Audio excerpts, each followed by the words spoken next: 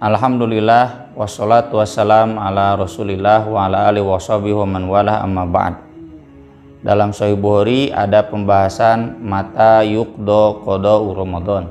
Kapan ditunaikan atau dilaksanakan qada saum Ramadan. Ini ada pembahasan. Pertama, apakah harus berturut-turut seperti saum Ramadannya? Jadi kalau batal tanggal 5 sampai tanggal 10 berarti 5 hari berturut-turut kodonya atau tidak. Yang kedua, apakah kodo saum Ramadan ini harus kodo dulu atau saum sunat dulu? Imam Bukhari tidak menuliskan hadis, hanya mengutip beberapa asar dari para ulama. Yang pertama, penegasan dari Ibnu Abbas bahwa fa'iddatum min ayyamin ukhor itu maksudnya berarti kapan saja, tidak harus berturut-turut. Mengapa Ibnu Abbas menyatakan demikian? Karena ada sahabat yang berpendapat, yaitu Ali, Aisyah, Ibnu Umar, juga Ubay bin Ka'ab, yang mengatakan bahwa yang dimaksud fa'iddatum min ayyamin ukhor itu mutatabi'at, berturut-turut. Maka itu hanya sekedar pendapat saja, tapi jumhur ulama secara umum mengatakan tidak ada ketentuan harus berturut-turut.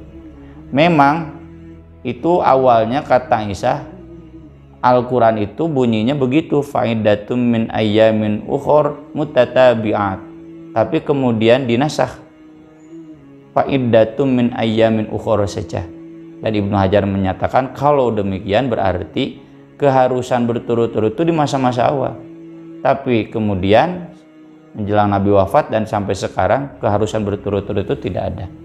Meski baik ulama yang mengatakan harus berturut-turut ataupun yang tidak harus, sepakat dua-duanya mengatakan bahwa kalau saum Ramadan kodonya berturut-turut itu lebih baik.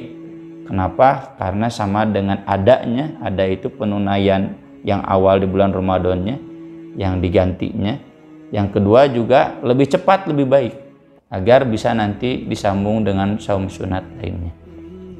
Yang kedua, ada pembahasan apakah harus saum sunat dulu atau saum Ramadan dulu. Imam Bukhari mengutip athar dari Sa'id bin Al-Musayyib.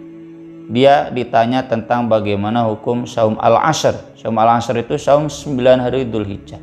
Dan ini sesuatu yang mafhum ya di kalangan para sahabat, kalangan para tabi'in, bahwa saum al-ashr 9 hari Dzulhijjah pertama itu memang disunahkan. Nah, ya Sa'id bin Al-Musayyib menjawab, la yasluhu hatta yabda bi Ramadan. Tidak pantas kecuali dia memulai dengan saum Ramadan dulu.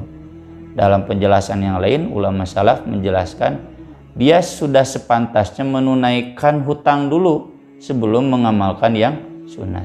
Tapi memang pernyataan la yasluhu itu tidak wajib, hanya masalah kepantasan.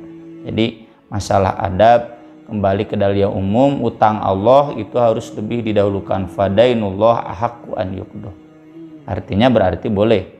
Terlebih Aisyah sendiri sebagaimana ditulis oleh Imam Bukhari di sini mengatakan bahwa kewajiban qada saum Ramadan yang harus dia tunaikan kana yakunu alayya saum min Ramadan fama astati wa an aqdiya ila fi Sya'ban.